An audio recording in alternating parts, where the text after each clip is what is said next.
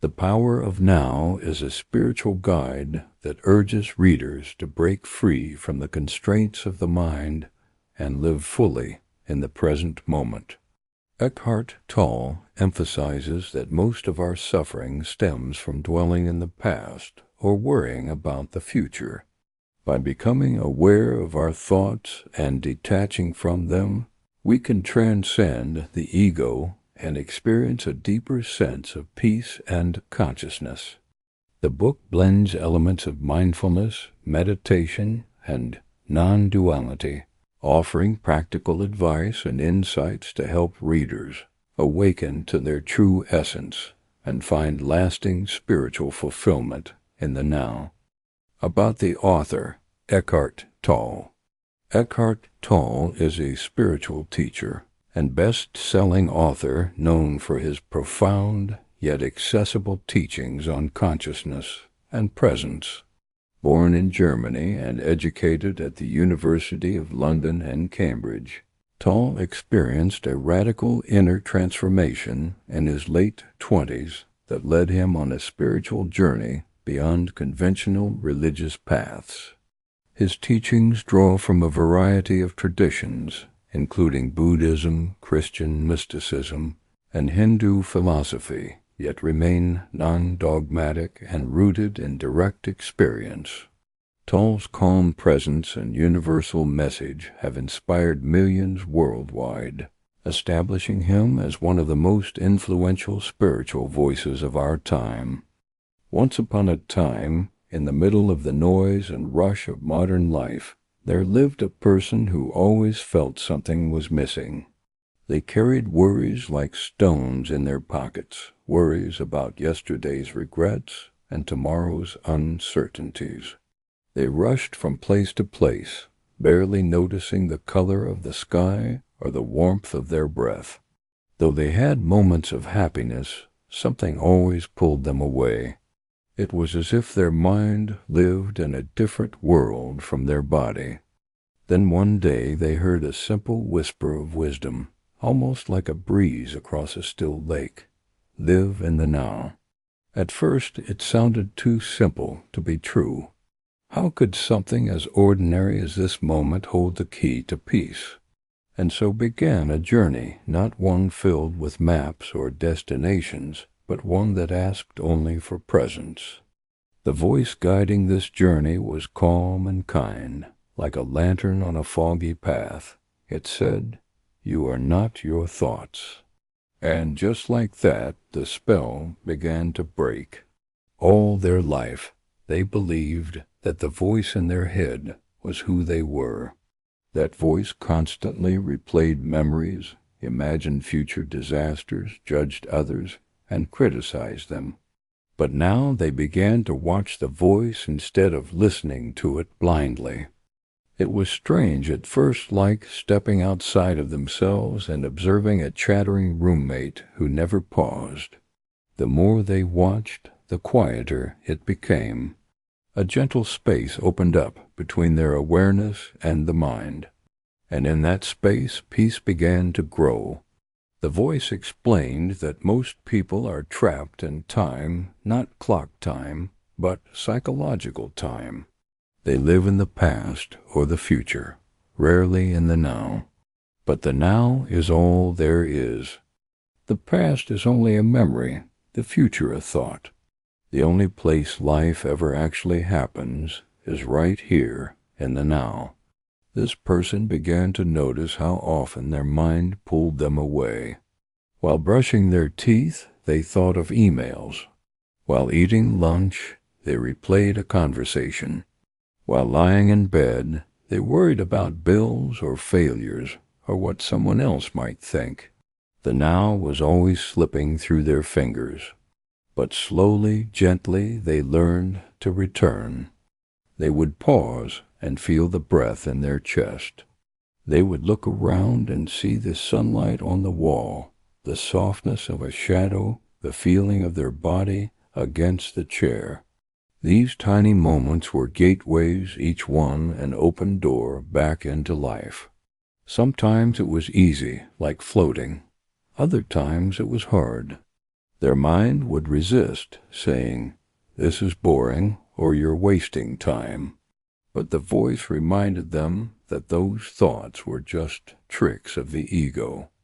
The ego, they discovered, was the identity built from stories, who they thought they were, what they owned, what they'd achieved, who had wronged them. It fed on drama and separation. It always needed more success, more attention, more control. But the more they watched it, the more they saw its game. And the more they saw it, the less power it had. One day, while walking under trees, they stopped thinking altogether, not because they forced it, but because they were so present. The leaves shimmered with light. A bird sang, and they felt it in their chest. For a moment, there was no past, no future, no name, no problems, just life itself. It was the most alive they had ever felt. And in that stillness a deeper truth revealed itself. They were not the thinker. They were the awareness behind the thoughts. As this truth settled in their heart, they felt less need to chase or prove or defend. They found joy in the smallest things, a breeze on the skin, a sip of water, a smile from a stranger. Life didn't have to be different to be beautiful. It just needed to be seen. Night after night, as they lay in bed, the noise of the day would rise like waves. But now, instead of drowning in it, they learned to watch it come and go. They would anchor themselves to the present through breath, through sensation, through silence. Slowly sleep would come not out of exhaustion, but peace. And so the journey deepened not forward, but inward. The world remained the same, but they saw it with new eyes. And through those eyes the ordinary became sacred. As days passed, the person who had once been lost in thought began to notice something unusual happening inside them.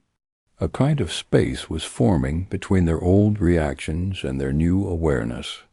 Where they used to respond with frustration or fear, now there was a pause. In that pause they could choose.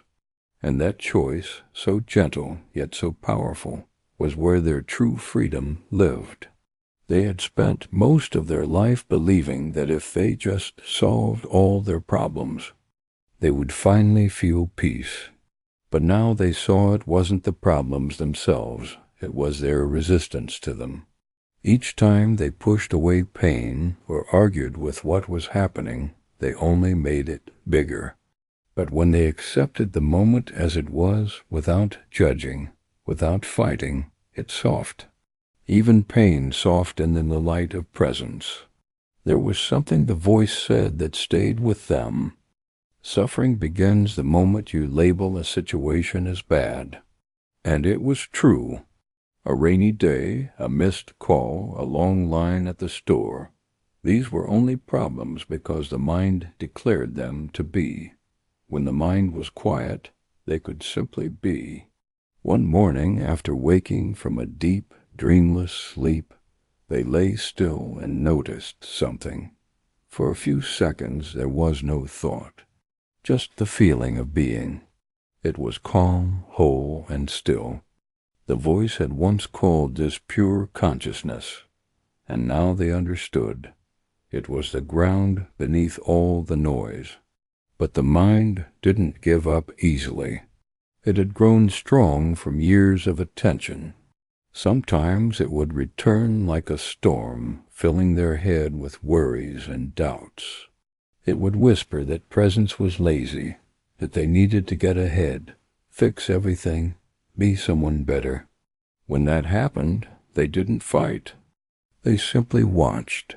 They had learned that awareness itself was enough. The light of presence slowly untangled the knots without needing to struggle. One of the greatest lessons came not from the easy moments, but from the hard ones. There were days when sadness arrived, deep and quiet like fog. There were moments of anger, of fear, of old wounds rising like ghosts. In the past, they would have run from these feelings, buried them, or distracted themselves. But now they stayed. They let the sadness be there, like a visitor. They watched the fear, felt the tightness in their chest. They didn't label it or feed it with stories. They just breathed and allowed it, and something miraculous happened. The feelings rose, and then they passed, like clouds across the sky. The pain didn't last forever, but the awareness behind it, the watcher remained still and untouched. They began to see that most people live like sleepwalkers, caught in the dream of thought. But once you awaken, even just a little, you start to feel the sacredness of life again. The world doesn't change, but your relationship to it does. You no longer chase joy or run from pain. You rest in the stillness beneath both. Even time began to feel different.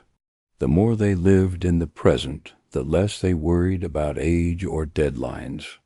The mind loved to say, "You're behind," or "You should be further along by now." But in the now, there was no race, just a continuous unfolding of life, moment by moment. They stopped waiting for happiness to arrive someday. They found it in simple acts, washing their hands, watching a candle flicker, listening to the sound of wind in the trees. These weren't chores anymore. They were portals. Each moment, when fully lived, became a doorway to the eternal. And through it all, they discovered the most beautiful truth of all. They were already whole. They didn't need to become someone different to be at peace. They only needed to stop leaving the now. One evening, as they sat watching the sky fade from gold to blue, they smiled. Not because everything in their life was perfect, but because for the first time they were fully here. And that, they realized, was enough. As the seasons turned and the journey continued, the person who once lived through thoughts now lived through presence. But with this newfound peace also came a deeper curiosity. Who am I really, if I'm not the voice in my head? The answer didn't come in a burst of lightning or a flash of fireworks. It came quietly, like the hush of early morning. They realized that their true self wasn't the personality they had built over time, or the roles they played in the world. Their true self wasn't their job or their name or even their memories. Those things were like clothes the soul had worn. But the soul itself, the being behind it all, was timeless, silent, aware. They began to understand the difference between form and essence. Form was everything that came and went. Thoughts, emotions, bodies, possessions, even relationships. Essence was the life beneath the surface, the still presence that was always there, untouched by change. And the more they rested in that presence, the less they feared loss, because they saw that nothing essential could ever be taken away. There were still days of chaos, of course, days when the world outside felt loud and fast. But now, even in the noise, they could feel a quiet within.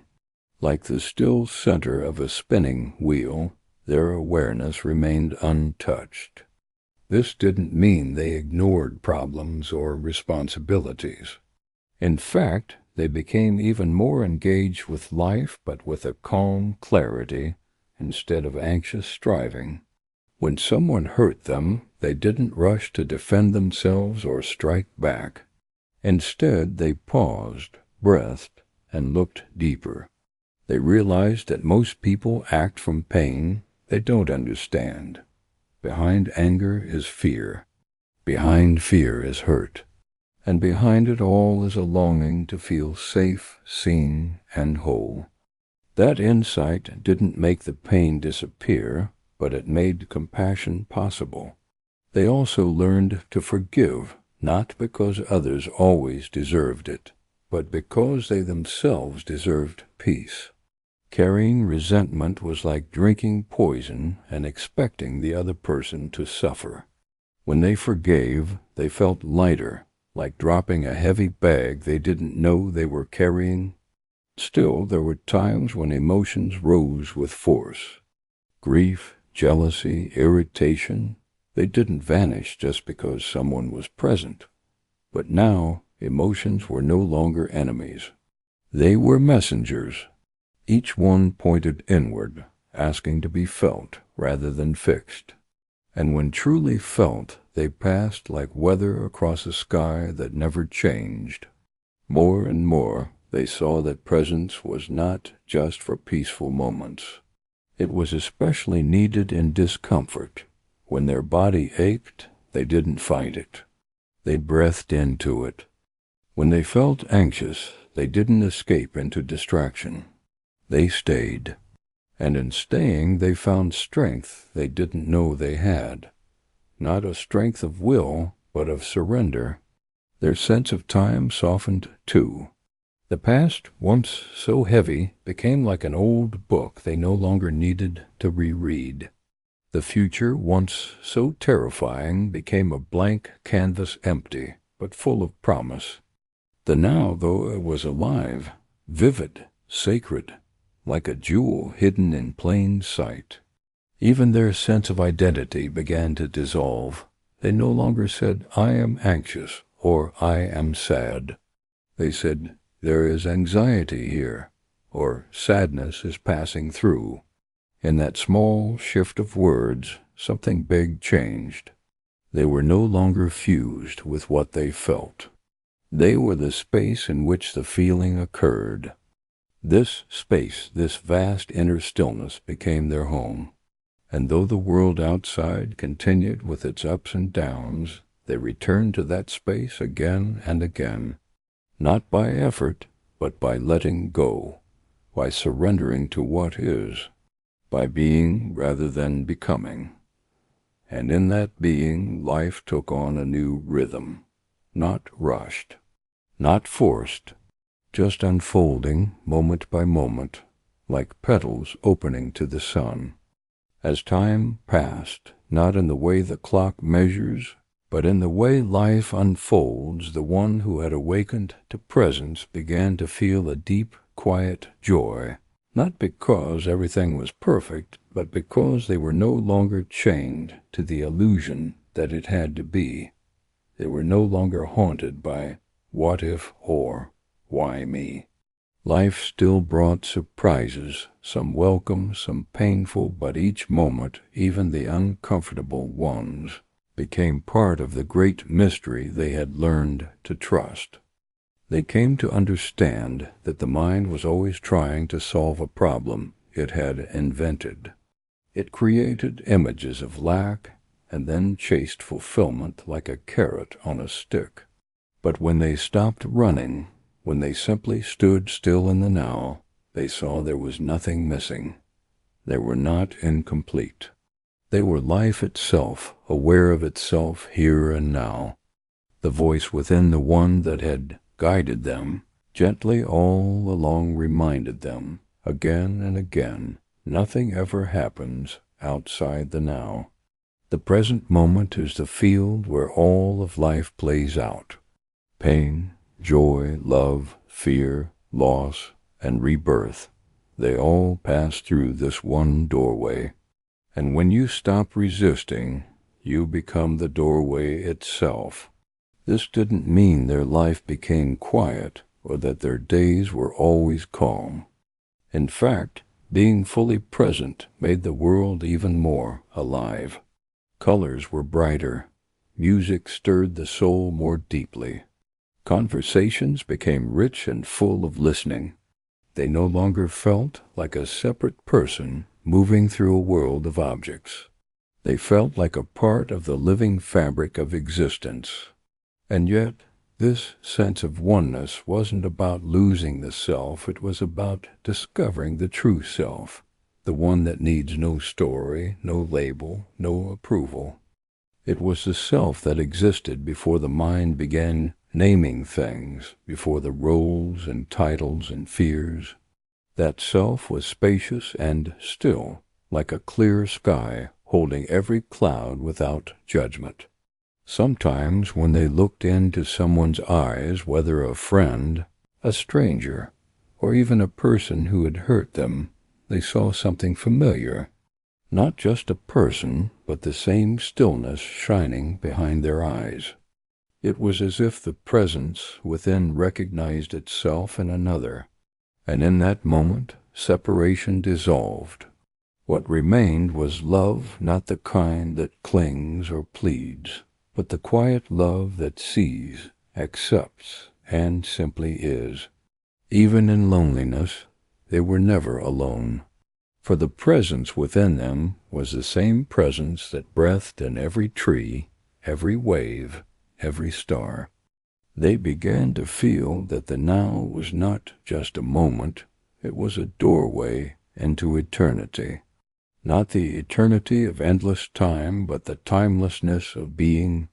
The now had no end and no beginning. It was, and always had been, the home they were searching for. Their old self, the one made of stress and striving and fear, still whispered sometimes. It would try to drag them back into the story, back into past regrets or future plans. But now they smiled at it, not out of pride, but understanding. They knew that voice was just afraid to let go, afraid to trust life, and that was okay. They didn't need to silence it, they just didn't need to follow it anymore. Even death, once a terrifying shadow, began to soften. They saw that what dies is only the form, the body, the personality, the temporary roles. But the essence behind it all, that still presence, they knew now it could never die. It had never been born, it simply is. And so they continued walking through life, not with urgency, but with grace. Not to reach somewhere, but to be here fully. They found beauty in ordinary things. A bird in flight, a child's laugh, the stillness between heartbeats. And in all these they recognized the same presence they had discovered within. The world hadn't changed, but their eyes had, and every time they began to forget, when the old patterns tried to pull them back, they returned gently to the breath, to the feel of their hands, to the sound of silence. They returned to now, because now was always enough. And that, dear listener, is where the story truly begins, not in the future, not in the past, but in this very moment, where you too are free to rest, to listen, to breathe, and simply be. The end.